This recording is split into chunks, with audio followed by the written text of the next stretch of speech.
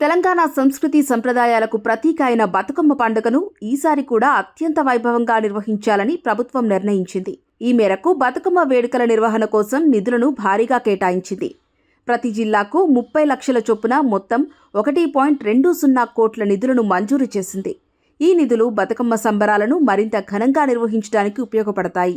తెలంగాణ సంస్కృతిని ప్రపంచానికి చాటి చెప్పడమే ఈ కేటాయింపుల ప్రధాన లక్ష్యం. ఈ ఏడాది బతుకమ్మ వేడుకలు సెప్టెంబర్ 21న వరంగల్లోని 1000 స్తంభాల గుడిలో జరిగే సంబరాలతో ప్రారంభమవుతాయి. ఈ ప్రారంభ వేడుకలు సంప్రదాయబద్ధంగా అంగరంగ వైభవంగా జరగనున్నాయి.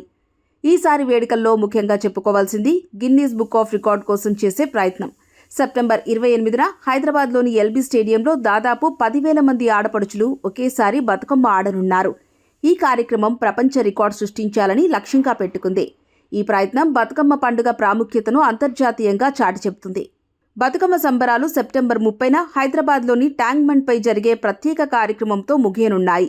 ఆ రోజున బతుకమ్మలను నిమజ్జనం చేసి పండుగకు ఘనంగా వీడ్కోలు పలుకుతారు.